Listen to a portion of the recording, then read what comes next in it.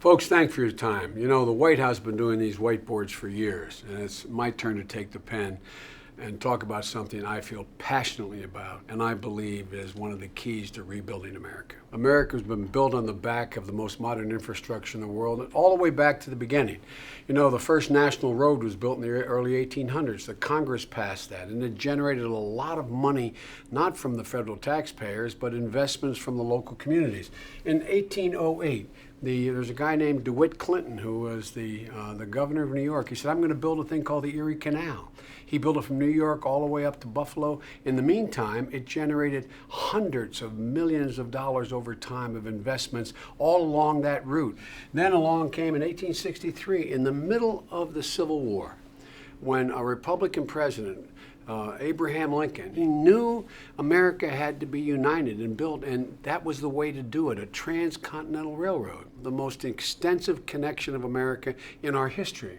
And then you had a president named Dwight D. Eisenhower, a Republican.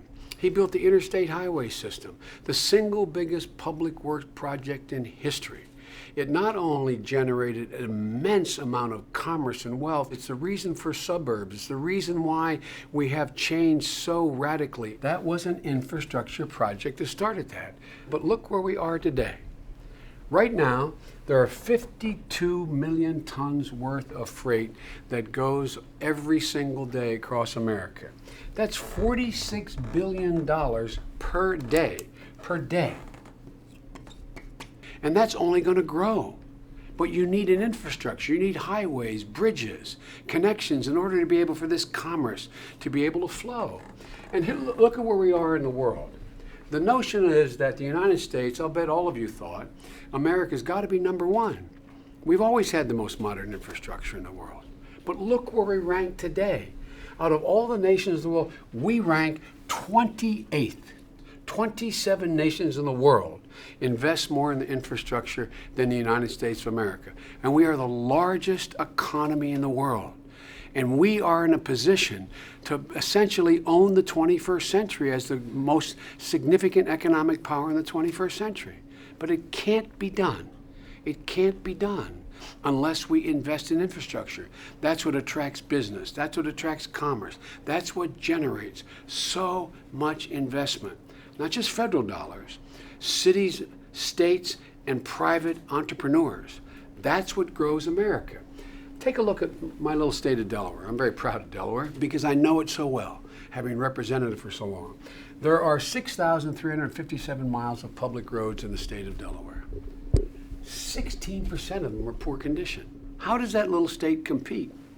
Why would a business go? Why would an enterprise get engaged in a place where there wasn't sufficient rail, where the roads weren't good, where the bridges were in disrepair? Businesses go where they can increase productivity. Productivity relates to how rapidly they can get things to market, how cheaply they can get them to market, and how often they can get them to market. That's infrastructure. Now look, here we are. We have an idea. I know the Congress is in the process of coming up with a stopgap measure, and I hope they're able to get it done, a temporary measure. But in the meantime, we think we need a fulsome solution, at least as it relates to highways and the highway infrastructure. And here's what we propose. We call it the Grow America Act. We believe we should invest $302 billion over 4 years in our highways, our railroads, and our transit systems. That's the first thing it does. The second thing it does is provide certainty that cities, states, and investors need to break ground on major projects. Look, if you're prepared to build a major new enterprise in a city, are you going to build it if you're not certain that you're going to have the transportation net to be able to get into and out of that conveniently? You're not going to do that. So you got to provide certainty. People are waiting to invest. Why aren't they investing? A whole lot of reasons, but one of the reasons may very well be they've got to know that when they invest in a city or a town or a community, they can get their product to market. So it provides certainty. Thirdly, in order to get the product overseas, most of this goes in the back of a ship. But you've got to be able to get there. You got to be able to get there conveniently. So that's why we have to build a world-class freight network that gets the products to market. It's a simple proposition. We have to rebuild America. It used to be a totally bipartisan notion. That's how we regenerate and grow the middle class. It generates real jobs, real long-term investment.